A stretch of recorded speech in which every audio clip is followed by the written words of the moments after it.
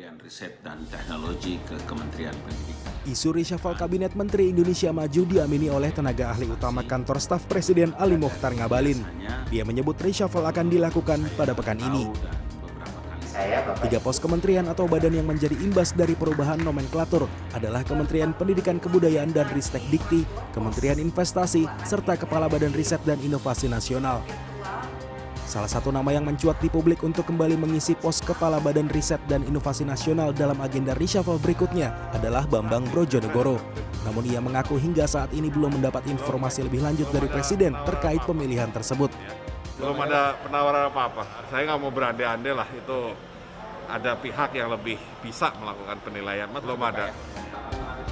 Seluruh mayoritas partai politik di parlemen menyatakan dukungan kepada Presiden untuk melakukan perombakan Kabinet Menteri Indonesia Maju. Sejumlah partai pendukung pemerintah seperti Nasdem menyatakan keyakinannya bahwa porsi 3 pos kementerian yang dimiliki oleh Nasdem tidak akan terkena reshuffle. Alasannya selama ini Nasdem memberikan dukungan penuh dalam pemerintahan Presiden. Dukungan yang sama juga datang dari partai oposisi, Partai Keadilan Sejahtera, yang mendukung Presiden melakukan reshuffle. Namun posisi PKS tegas menyatakan tak akan menjadi bagian dalam kabinet. Apakah tetap dipertahankan sebagai menteri atau memang terkena imbas dari reposisi ataupun nanti reshuffle, kita belum ada informasi terkait hal itu sejauh ini ya. Apakah Presiden langsung ke Ketua Umum juga belum ada. Jadi di internal belum ada. Kami Partai Keadilan Sejahtera tetap menegaskan diri sebagai oposisi. Nah karena itu monggo Pak Jokowi reshuffle, tapi pastikan hasil reshuffle-nya bermanfaat bagi rakyat, bagi percepatan penanganan COVID-19, perekonomian yang kian membaik, kian adil, lingkungan yang kian terjaga, dan yang utama juga adalah rakyat merasa negara hadir di negeri.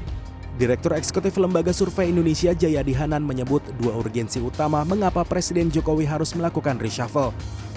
Yang pertama adalah kebutuhan objektif untuk memilih orang yang tepat dalam mengisi pos baru seperti Kementerian Investasi, Kementerian Pendidikan Kebudayaan dan Ristek Dikti, serta Kepala Badan Riset dan Inovasi Nasional. Kemudian reshuffle dinilai menjadi momentum untuk mengkonsolidasikan kembali internal Kabinet Indonesia Maju agar jauh dari kegaduhan secara politik dan agenda politik maupun manuver sejumlah menteri dalam Pilpres 2024. Bisa juga dimanfaatkan oleh Presiden untuk sekaligus memang melakukan konsolidasi internal kementerian.